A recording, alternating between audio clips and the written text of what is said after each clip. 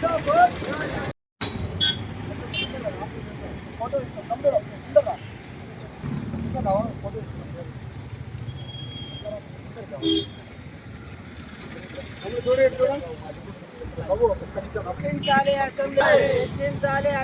విద్యారంగ సమస్యలు పరిష్కరించాలి.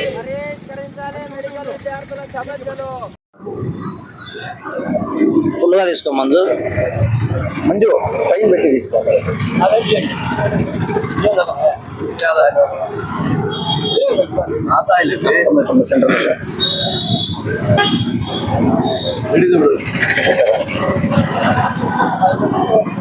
ఈరోజు అనంతపురం నగరంలోని అంబేద్కర్ విగ్రహం వద్ద విద్యారంగ సమస్యలు అసెంబ్లీలో మాట్లాడాలి, చర్చించాలని చెప్పి అఖిల భారత విద్యార్థి ఫెడరేషన్ AISF ఆధ్వర్యంలో రాష్ట్ర వ్యాప్తంగా విద్యారంగ సమస్యలు ఉన్నటువంటి నేపథ్యంలో అసెంబ్లీ సమావేశాలు జరుగుతున్న సందర్భంగా ఈ యొక్క విద్యారంగ సమస్యల పైన అసెంబ్లీలో చర్చించాలని చెప్పి ఆల్ ఇండియా స్టూడెంట్ ఫెడరేషన్ రాష్ట్ర వ్యాప్తంగా ఆందోళన కార్యక్రమాన్ని పిలుపునియడం జరిగింది. ఈ సందర్భంగా అనంతపురం నగరంలోని అంబేద్కర్ సర్కిల్ వద్ద ఆందోళన చేస్తా ఉన్నాం. All India student federation AISF గా ఈ రాష్ట్రంలో ఉన్నటువంటి 175 నియోజకవర్గాలు ఉన్నటువంటి ఎమ్మెల్యేలు, అలాగే ఈ రాష్ట్రంలో ఉన్నటువంటి 25 లోక్సభ స్థానాలు, 11 రాజ్యసభ స్థానాలు, 58 మంది ఎమ్మెల్సీలు, వీరంతా ఈ రాష్ట్రంలో రాజ్యాంగ పదవుల్లో అధికారంలో మా యొక్క తల్లిదండ్రులు పెట్టేటువంటి పన్నుల రూపంలో అన్ని రకాల ఆర్భాటాలకు మీరు అర్హులుగా ఇవాళ రాజ్యం వెళ్తా ఉన్నారు. కానీ ఈ రాష్ట్రంలో విద్యారంగ సమస్యలు మాత్రం రోజు రోజుకు పెచ్చరిల్లిపోతా ఉన్నాయి. వాటిని పరిష్కరించే దిశగా కూటమి ప్రభుత్వం ఆలోచన చేయడం లేదు. గత ప్రభుత్వంలో పెండింగ్ లో ఉన్నటువంటి బకాయిలన్నిటినీ విడుదల చేస్తామని చెప్పి యువగలం పాదయాత్రలో పాలకొల్లు నుంచి ఇచ్చాపురం వరకు, హిందూపురం వరకు ఈ యొక్క యువగలం పాదయాత్రలో నారా లోకేష్ లేకపోతే ఆయనకు కూటమి ప్రభుత్వం మేనిఫెస్టోలో కూడా ప్రకటించింది. ఆ మేరకు అన్ని రకాల బకాయిలు, ఫీజు రీయింబర్స్మెంట్ బకాయిలు విడుదల చేస్తామని చెప్పి హామీ ఇచ్చారు. ఇప్పటికీ ఇవాళ కోన శశిధర్ లాంటి వాళ్ళు పత్రికా ప్రకటనలు ఇస్తున్నారు తప్ప ఫీజు రీయింబర్స్మెంట్ బకాయిలు విడుదల చేయకపోవడం వల్ల ఉన్నత విద్యారంగానికి చదువుతున్నటువంటి ఈ యొక్క ఇంజనీరింగ్, మెడిసిన్ లాంటి ఉన్నత విద్యలో ఉన్నటువంటి విద్యార్థులు రీయింబర్స్మెంట్ బకాయిలు ఉండడం వల్ల సర్టిఫికేట్ కాలేజీల్లోనే మగ్గుతూ అర్ధాంతరంగా చదువును ఆపేస్తూ మరికొంతమంది ఈ యొక్క ఒత్తిడిని భరించలేక ఆత్మహత్యకు పాల్పడతా ఉన్నారు. కాబట్టి ఈ ప్రభుత్వం ఏమైనా నిద్రపోతా ఉందా, లేకపోతే నిద్రపోయినట్టు ఏమైనా విద్యాశాఖ మంత్రి ఉన్నాడా ఆలోచన చేయాల్సినటువంటి అవసరం ఉంది. పైపెచ్చు మీరు చెప్పినటువంటి 107 జీవోను రద్దు చేయరు, 108 జీవోను రద్దు చేయరు.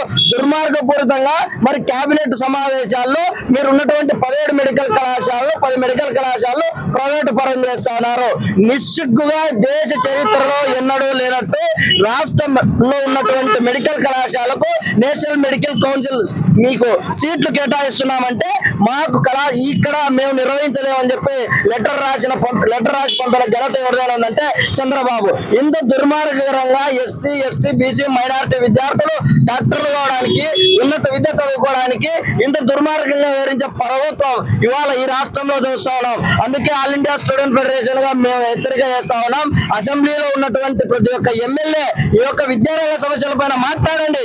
మా యొక్క తల్లిదండ్రులు కట్టేటువంటి పన్నులతో మీరు రోజువారీ కార్యకలాపాలు అంగరంగ వైభవంగా చేసుకుంటా ఉన్నారు. మరి యొక్క మీ అనుయాయులకు కావాల్సినటువంటి అన్ని రకాల సౌకర్యాలు కురిపిస్తా ఉన్నారు. కానీ విద్యార్థులతో ఓటు బ్యాంకు రాజకీయాలు చేస్తా ఉన్నారు. అందుకే యూనివర్సిటీల్లో కూడా 3480 ప్రొఫెసర్ పోస్టు భర్తీ చేయడం లేదు. KL యూనివర్సిటీ, గీతం యూనివర్సిటీ, లేకపోతే మీ అనుయాయుల యూనివర్సిటీలకు మాత్రం UGC గ్రాంట్ కమిషన్ నుంచి లేకపోతే రావాల్సిన విద్యార్థులకు ఎన్నికల్లో ఇచ్చినటువంటి హామీని అమలు చేయాలని చెప్పేసి అసెంబ్లీ సమావేశాల్లో విద్యారంగం పైన చర్చించాలని చెప్పేసి ఈరోజు AISF రాష్ట్ర సమితి పిలుపు మేరకు అనంతపురం నగరంలో అంబేద్కర్ విగ్రహం ఎదుట ధర్నా కార్యక్రమం చేపట్టడం జరిగింది. ప్రధానంగా రాష్ట్ర వ్యాప్తంగా వేలాది మంది డిగ్రీ, ఇంజనీరింగ్, PG పూర్తి చేసుకున్నటువంటి విద్యార్థులు ఫీజు రియంబర్స్మెంట్ రాక, ఉద్యోగాలు వచ్చినా వెళ్ళలేక, ఇవాళ పై చదువులు చదవలేక ఇళ్లలో ఉన్నటువంటి దయనీయమైనటువంటి పరిస్థితి ఈ రాష్ట్రంలో నెలకొంది.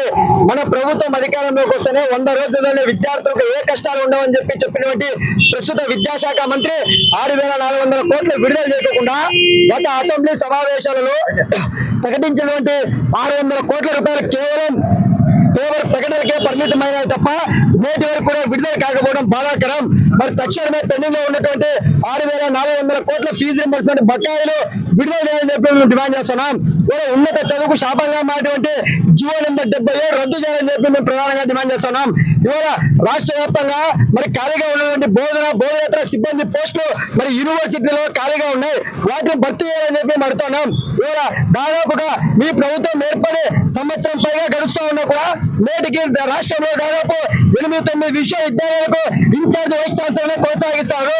మరో ప్రధానమైనటువంటి అంశం యూనివర్సిటీకి సంబంధించిన వైస్ ఛాన్సలర్ నియమించడంలో రాష్ట్ర ప్రభుత్వం ఒక సర్చ్ కమిటీ ఏర్పాటు చేసింది. మరి యూనివర్సిటీకి వైస్ ఛాన్సలర్ నియమించడానికి ఆ సర్చ్ కమిటీలో ఎవరున్నారా? మరి సెంట్రల్ యూనివర్సిటీ ప్రొఫెసర్లు లేదంటే పేరు ప్రొఫెసర్ కూడా ప్రైవేట్ సంబంధించిన మరి గీతం యూనివర్సిటీ ప్రొఫెసర్లను సర్చ్ కమిటీలో నియమిస్తున్నారు. అంటే ఇవాళ ప్రభుత్వ విద్యను పూర్తిగా ప్రైవేట్ పరం చేసేందుకు రాష్ట్ర ప్రభుత్వం ప్రయత్నం చేస్తుంది. ఇది సరైనది కాదు. రాష్ట్ర ప్రభుత్వం ఇవాళ మెడికల్ కళాశాల కూడా 10 మెడికల్ కళాశాలలు ప్రైవేట్ పరం చేస్తామని చెప్పి మరి మొన్న రోజున కేబినెట్ సమావేశం మరి చర్చించుకోవడం జరిగింది. ఏఎస్ఎఫ్ గా ఇదే మరి ఎస్కే యూనివర్సిటీలో మిమ్మల్ని ప్రశ్నిస్తే మీరు ఉన్నత చదువులకు శాపంగా మాట్లాడే జీవో నెంబర్ 76 రద్దు చేస్తామన్నారు. ఇదే మంగళగిరిలో మరి వైద్య విద్యకు దూరం చేసేటువంటి పద్ధతుల్లో వైసీపీ గవర్నమెంట్ 107-108 జీవో తీసుకొస్తే ఆ జీవో రద్దు చేస్తామని చెప్పి నారా లోకేష్ హామీ ఇచ్చారు. ఎన్నికల్లో ప్రతిపక్షంలో ఉన్నప్పుడు విద్యార్థి తల్లిదండ్రులకు అనేక హామీలు ఇచ్చి వాళ్ళ గద్దెనెక్కిన తర్వాత సంవత్సరం అవుతూ ఉన్నప్పుడు మీ మంత్రులు, మీ ఎమ్మెల్యేలు, మీ ప్రజాప్రతినిధులు వాళ్ళకు సంబంధించినటువంటి నాయకులకు చైర్మన్, డైరెక్టర్ పోస్టులో ఫిల్ చేసేదానికి ఉన్నటువంటి శ్రద్ధ విద్యారంగంలో విద్యార్థులకు సమస్యలు తీర్చడంలో ఎందుకు రాష్ట్ర ప్రభుత్వం లేదని చెప్పి ఏఎస్ఎఫ్ గా అడుగుతున్నాం. ఇప్పటికైనా కూడా మరి నిన్న రోజు నుంచి ప్రారంభమైనటువంటి అసెంబ్లీ సమావేశాలు ఏవైతే విద్యార్థులకు ఎన్నికల హామీలు ఇచ్చారో ఆ హామీలు అమలు పరిచేందుకు రాష్ట్ర ప్రభుత్వం మరి ప్రయత్నం చేయాలని చెప్పి మేము డిమాండ్ చేస్తున్నాం.